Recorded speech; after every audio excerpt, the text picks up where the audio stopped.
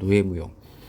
유럽인의 주장과 달리 아프리카 흑인 노예들이 진짜 미국 노예선에 오른 순간 시작됐습니다. 그림은 훗날 노예무역 폐지를 주장하던 사람들이 노예선의 잔혹함을 보여주기 위해서 무룩소의 화물 적재 공간을 사실적으로 묘사한 것입니다. 1781년 건조한 무룩소는 297톤을 실어날 수 있는 대형 화물선으로 다른 배와는 달리 처음부터 노예들을 실어 나르기 위한 노예선으로 만들었습니다. 그림은 배 하갑판으로 흑인 노예인 290명이 숨 쉴 틈 없이 빽빽하게 누워있습니다. 위에 상갑판을 만들어서 여기에 130명이 추가로 누울 수가 있고, 곳곳에 있는 자투리 공간에도 무작정 노예들을 늘려폈습니다. 하갑판에서는 상갑판까지 높이는 79m 정도에 불과했죠. 노예들의 성별과 나이에 따라서 지낼 곳이 명확하게 정해져 있었습니다. 성인 여성, 성인 남성, 아이로 구분한 3개의 거처에 총 490명이 누워서 지내었죠. 브룩소는 이런 방식으로 25년간 11번의 노예무역 항해에 나섰고 5,000명이 넘는 아프리칸을 실어냈습니다. 과연 모두 살아서 목적지에 도착할 수가 있었을까요? 이들 중 살아서 땅을 밟은 사람은 4,500명으로 브룩소에 생산한 노예의 사망률은 무려 11.7%였습니다. 좁은 공간과 열악한 환경에서 대서양을 횡단하는 기나긴 항해 속에서 브룩소뿐만 아니라 많은 노예선에서 수많은 아프리카 노예들이 목숨을 잃었습니다. 하버드 대학의 역사학자이신 경제사학자인 니얼 퍼거슨의 연구에 따르면 1660년부터 1807년 사이에 중간 항로에서 사망한 노예의 비율은 약 14%에 달한다고 합니다. 노예선에 오른 흑인들의 죽음에는 몇 가지 원인이 있습니다. 첫째, 과적입니다. 기준보다 더 많은 사람을 태운 것이죠. 본래 무룩수에 허가된 승선 인원은 454명으로 그마저도 이는 1788년 노예 1인당 할당 면적을 정한 법률이 통과한 후 나온 숫자입니다. 법으로 규제된 숫자임에도 이 인원을 모두 태우려면 그림처럼 좁은 공간에 몇백 사람을 구겨 넣어야 했습니다. 법안이 통과되기 전의 상황은 훨씬 심각했습니다. 1781년 1차 항에서는 650명이, 1783년 2차 항에서는 619명이, 1785년 3차 항에서는 740명의 노예가 배에 탔습니다. 다른 노예선도 마찬가지죠. 과적 이유는 돈입니다. 영국에서 서아프리카, 서인도제도로 오가는 장거리 항해는 몇 년이 걸리기도 했습니다. 시간과 비용이 많이 들어가는 만큼 더 많은 노예를 태우고 가서 더 많이 팔아서 수익을 높이려고 한 것입니다. 게다가 노예상들은 아프리카 노예들이 인간 취급하지 않았습니다. 실제로 그들은 화물에 핸드스 카고라고 불렀으며 선원들은 흑인 한 명을 더 실는 일은 화물 하나 더 실는 것처럼 생각했죠. 무엇보다도 과적을 일삼았던 더 끔찍한 이유는 중간 항로에서 숨지는 노예들의 숫자까지 고려해서 더 많은 노예를 태웠다는 겁니다. 이렇게 과적을 하면 사망률이 더 높아지므로 이를 감안해서 더 많은 토해를 태우는 악순환에서 노예선은 죽음 항해를 계속했습니다. 둘째, 위생 상태입니다. 여유 공간 없이 내외로 가득 찬 노예선은 질병이 퍼질 수밖에 없는 구조였습니다. 관보다도 더 좋은 곳에서 손발이 묶인 채 누워 있어야 했고 화장실은 아예 존재하지 않았다. 때문에 노예들은 누워 상태로 생리 현상을 해결했습니다. 과적이 심할 때는 층층이 쌓인 갑판에 사람들이 위아래로 포개서 탑을 쌓듯이 누워 있기도 했는데, 이때 용변을 보면 배설물이 그대로 아래에 있는 사람들의 몸에 떨어지는 일도 많았죠. 여기에 배가 흔들리면서 멀미와 구토가 계속됐고 갑판 아래에는 악취로 가득했습니다. 이 악취가 바다를 지나면서 만들어진 수증기와 만나면 질식해서 죽는 사람들이 생겼습니다. 이런 상황에서 노예들은 이질에 걸리고 고열에 시달렸습니다. 다음은 노예선에 승선했던 의사 알렉산더 팔콘브리지가 이질과 고열에 휩쓸고 간 하급판에 다녀온 후 남긴 기록입니다. 갑판 바닥에 피와 점액질로 뒤덮여 있는 모습은 가히 도살장이라고 부르는 것 외에는 달리 비교할 바가 없었고 악취와 더러운 공기도 마찬가지로 견딜 수 없을 정도다. 셋째, 부실한 영양 상태입니다. 노예선은 물과 식량이 항상 부족했습니다. 애초에 항해 도중에 노예들이 죽을 것을 예상해서 더 많은 인원을 태웠다는 것은 그만큼 물품을 실을 공간을 줄였다는 뜻이기도 합니다. 노예들은 보통 하루에 한 끼, 많으면 두 끼를 먹었습니다. 주로 옥수수로 쓴 죽이나 완두콩과 쌀을 소량의 고기가 섞은 식사를 했고 많은 사람들이 영양실조와 탈수증에 시달렸죠. 이렇게 각종 질병과 배고픔을 이겨내지 못한 노예들은 항해 과정에서 죽음을 맞게 쓰였고 이들은 곧장 바다 한가운데로 던졌습니다. 그야말로 노예선은 해상 감옥이자 떠다니는 관이었습니다. 넷째, 비인간적인 형벌입니다. 노예선이 출항하기 전에 선장이 꼭 챙기는 물품이 있습니다. 노예들을 강압적으로 다루기 위한 수갑과 족쇄, 칼, 사혈사슬 같은 도구입니다. 성인 남자 노예들은 두 사람씩 짝을 지어서 손목과 다리에 수갑과 족쇄를 채웠는데 이는 서서히 살점을 파고들었습니다. 함께 묶인 사람이 병에 걸리면 같이 병에 걸리고 경련을 일으키면 두 사람 모두 매를 맞아 했죠. 사진 속 고문기구는 나비나사라는 것입니다. 엄지손가락을 넣고 고정된 나사를 쥐어서 참을 수 없는 고통을 주는 것입니다. 주로 폭동이나 반란을 시도한 노예에게 사용했습니다. 또 다른 고문기구는 스페큘러 모리스는 음식을 거부하는 노예에게 사용했습니다. 노예선 생활을 견디지 못한 일부 사람은 차라리 굶어 죽는 방법을 택하게 됐으나 그들에는 이조차 허락되지 않았습니다. 선원들은 스페큘러 모리스를 이용해서 음식을 거부한 노예의 목구멍을 굴리고 강제로 음식을 쑤셔놓곤 했습니다. 당시 노예선에서 선원 생활을 했던 사람이 이 모습을 담긴 시가 있습니다. 그때 나타난 잔인한 목적이 사악한 장치를 보아라. 턱을 쥐어서 꼼짝할 수가 없거나 야만적인 힘의 고통스러운 도구가 역한 음식을 강제로 밀어넣는다. 또 다른 선원은 어린아이가 아무것도 먹지 않겠다고 버티자 수없이 매질하고 가판 바닥에 던져서 결국 아이가 죽는 일이 있었다고 증언했습니다. 이따 선장은 함께 배에 타고 있는 아이의 엄마에게 직접 아이의 시신을 바다에 던지라고 명령했습니다. 아이의 엄마는 거부했으나 선장이 모진 매질을 끝내 자신 손으로 아이를 바다에 던져야 했습니다. 노예선은 이처럼 잔인한 만행이 매일같이 벌어졌습니다. 지옥 같은 노예선 생활이 이어지는 와중에 가판 아래에 갇혔던 노예들이 가판 위로 올라와서 할 때가 있었습니다. 적당한 춤이 노예 건강 유지에 도움이 된다고 생각해서 음악에 맞춰 춤을 추는 운동을 시킨 것입니다. 한마디로 상품 관리와 같았죠. 끌려 나오다시피 한 노예 일부 중 춤을 거부하거나 무기력하게 움직였습니다. 그럴 때 모질임없이 채찍이 날았습니다.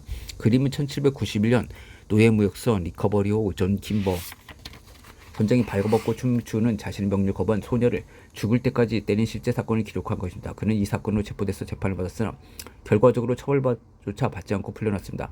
이 같은 악행이 가능했던 것은 노예를 사람이 아닌 상품으로 여겼기 때문이다. 배 안에서는 몇 개월의 시간을 보내고 항해가 끝날 무렵이면 손상된 피부를 회복할 수 있도록 손목과 발목을 옥죄는 사슬을 풀어줬습니다. 면도와 염색을 해주기도 했죠. 이는 물론 노예라는 상품의 값을 더 받으려는 수작이었으나 지옥 같은 항해 끝에 목적지에 도착한 노예들은 대부분 사탕수수 농장으로 팔려갔습니다. 이곳 역시 잔혹하고 고통스럽게 마찬가지였습니다. 노예들은 사탕수수를 수확하는 일부터 정제 일까지 쉴 새 없이 일해야만 했죠. 사탕수수는 수확 후 수시간 내에 집을 짜야므로 노예들은 수확이 활성일 때는 하루 18시간씩 일했습니다. 더위 속에서 사탕수수즙을 끓이던 작업도 최소 12시간이 걸렸습니다. 쉬지 못하고 매일 힘든 일에 시달린 노예들은 수명이 매우 짧았다고 합니다. 수확한 사탕수수는 롤러로 압착해서 즙을 짰는데 극심한 피로로 정신이 혼미해진 노예들이 손에 롤러가 끼는 사고가 끊이지 않았습니다. 이럴 때면 감독관은 미리 준비한 손도끼로 팔을 절단해버렸습니다. 노예를 위해서 공장을 멈춘 것은 말도 안 되는 일이었기 때문에 농장주들은 노예의 팔을 자르는 한이 있더라도 생산을 멈추지 않았기 때문에 당시 사탕수수 농장에서는 한쪽 팔이 없는 노예들을 흔히 볼 수가 있었습니다. 노예들은 강도 높은 노동과 아찔한 사고 외에도 감독관의 악행까지 견뎌했습니다. 매질은 기본이고 목에 쇠로 만든 테를 끼워서 제대로 잠을 잘 수 없도록 벌을 주기도 했죠. 상처가 난 부위에 소금과 라임을 문지르거나 손발을 묶은 채 사탕수수즙 온몸 뿌려서 파리와 모기떼에 시달리는 고문도 서슴지 않았습니다. 이외에는 더비란 노예 이름을 딴 더비의 약 부작용이나 고문도 있었습니다. 굶주림에 시달리는 더비가 사탕수수즙을 먹자 농장주가 다른 노예를 시켜서 더비의 입안에 대변을 보게 한 것입니다. 그리고 몇 시간 동안 입을 막아버렸습니다. 노예들이 온갖 고통에 시달리는 동안 농장주들은 자신의 권력과 부를 과시하면서 정반대의 삶을 지켰습니다. 대저택에는 값비싼 마호가니 가구와 샹들리에가 번져 있고 시종들은 주망과 한 채를 분주히 오갔습니다. 이 모습은 마치 당시 영국 사회를 서인도 제도에 옮겨놓은 것 같았죠. 흑인 노예들이 바다 건너 머더만 땅에서 인간이야 취급을 받으면서 고통에 시달리는 동안 이를 이용해서 노예 무역을 했던 영국은 더욱 부강했습니다. 그런데 18세기 런던 노예 무역 호역을 이룬 동시에 노예 무역 폐지 운동이 활발히 일어난 곳이기도 합니다. 런던에서는 무슨 일이 일어난 걸까요? 노예 무역이 가장 활발했던 런던은 경제적 이득을 얻었습니다. 17세기 말부터 대부분 런던 시장과 부시장, 구청장 등의 권력자들은 노예 무역을 수행하는 왕립 아프리카 회사의 지분을 가지고 있었습니다. 이들은 직접 흑인 노예를 수입해서 집안에서 부리면서 부를 과시하기도 했죠.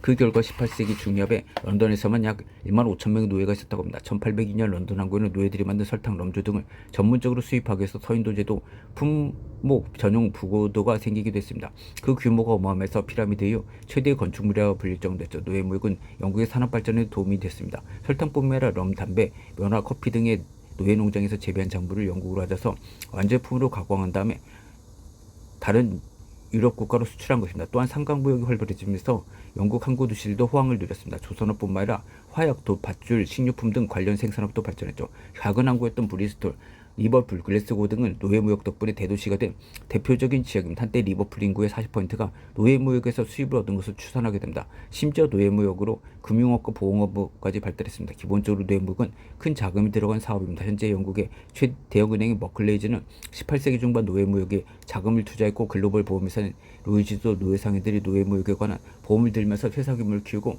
대표적인 회상 화물 보험사로 성장할 수가 있었죠. 이처럼 호황을 누리던 영국은 왜 스스로 노예무역을 폐지한 걸까요? 한때 노예무역이 더는 수익을 내지 못했기 때문이라는 주장도 있었습니다.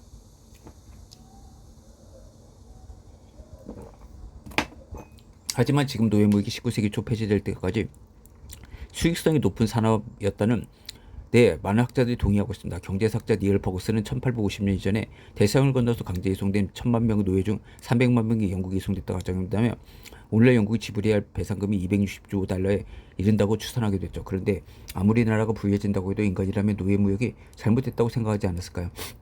이 부분을 이해하기 위해서는 18세기라는 시대적 배경에 대한 이해가 필요합니다. 현대인의 관점에서 노예무역은 말도 안 되는 제도지만 노예무역이 가장 성행한 18세기는 노예에 문제가 있다는 관점이 새로운 생각이었습니다. 사실 인류 역사를 짚어보면 노예를 최근까지도 존재했습니다. 미국의 수정헌법 제13조로 노예제도를 폐지한 것이 1865년이고 러시아가 인신을 구속하는 점에서 노예제도랑 유사했던 농노제를 폐지한 게 1861년입니다. 그리고 조선이 산업일을 폐지한 게 1894년이라는 사실을 생각하며 그보다 훨씬 이전인 18세기 노예를 사고파는 일에 문제의식을 느끼지는 쉽지 않았을 것입니다. 예를 들어서 우리나라에서는 나 같은 죄인 살리 씨는 찬성가로 번역된 어메이징 글래디스를 작사한 존 뉴턴 목사는 원래 노예무역선 선자였습니다. 이 찬성가는 그가 1749년 popcorn을 만나서 죽을 고비에서 살아남은 경험을 한 뒤 자신과 같은 죄인을 구원해준 신에게 감사한다는 내용으로 만든 것입니다. 하지만 그는 이 가사를 쓴 뒤에도 무려 6년이나 노예무역을 계속했습니다. 훗날 수십 년이 지나고서야 진심으로 노예무역에 가담한 줄 늦추고 폐지운동이 앞장서게 되죠. 그만큼 노예무역에 대한 인식을 바꾸는 데는 많은 시간이 필요했습니다. 이처럼 영국은 과거 노예무역에 관한 사제의 뜻을 잘 드러내지 않았습니다. 그러나 최근 들어서 조금씩 변화의 조짐이 나타나고 있습니다. 2006년에 토니 블리어 전 수상이 영국의 대서양 노예무역에 관해서 사과했고 2008년부터는 중고등학교 교과의 과정에서 노예무역의 역사를 가르칠 것을 의무화했습니다. 당시 노예무역은 영국과 멀리 떨어진 대서양 건너편에서 일어났습니다. 따라서 노예무역의 비극을 직접 경험한 적이 없는 대부분의 영국인들은 노예무역에 무지 관심했죠. 그런데 이런 영국인들이 흑인 노예 문제에 주목하게 된 몇 가지 사건이 일었습니다. 특히 제임스 서머시라는 도맹노예 재판은 중요한 계기가 된 하나였습니다. 서머시는 아프리카 영국의 북아메리카 식민지로 팔려온 후 1769년에 주인을 따라서 영국으로 오게 된 흑인 노예였습니다. 그는 가혹한 노예 생활을 견디다 못해서 도망쳤고 주인은 그를 못 잡아서 자메이카로 되팔려고 했습니다. 이때 서머시를 도운 사람이 있습니다. 이 시기 영국의 노예무역에 불편함을 느끼기 시작한 독실한 기독교인들이었죠. 그들은 서머시를 위해서 적극적으로 구명운동을 펼쳤고 1772년 재판이 열렸습니다. 영국 법정에선 서머시대 변호인들은 두 가지를 강력하게 주장했습니다. 첫 번째는 주인과 흑인 노예의 관계를 다시 규정해야 한다는 것입니다. 주인들은 흑인 노예를 재산권 행사의 대상으로 봤지만 이들도 국왕의 신비님으로 그들의 뜻에 반하여 구금할 수가 없다는 거였죠. 두 번째로 과연 영국에서 노예제가 합법적인가 관해서 의문을 제기했습니다. 그러면서 노예제는 자연법과 영국의 법질서에 반하는 제도라는 여러 중지를 제시했죠. 이와 같은 주장을 들은 서인도제도 노예 농장주들은 사태의 심각성을 깨닫고 주인이 변호사를 선임할 수 있도록 도우면서 전면전에 나섰습니다. 그렇게 이 재판은 큰 관심을 끌었습니다. 1년이나 이어진 긴 재판은 끝에 맨스필드 재판장은 해석의 여지가 많은 판결을 했습니다. 노예계약 자체는 영국에서도 유효하나 어떤 주인도 노예에서 벗어났다는 이유로 또 다른 이유에서도 노예를 강제로 잡아서 해외에 대파할 수가 없다. 주인과 노예의 관계는 계약이므로 파악해서 유예한다고 했지만 강제로 해외에 도파하는 것을 과도한 경리 행사하면서 주인의 요구를 기각하고 서머셋을 풀어준 것입니다. 또한 재판장은 노예제도가 자연법에 반한다는 것을 인정했으나 더 나아가서 영국에서 불법이라는 적극적인 결론은 내리지 않았습니다.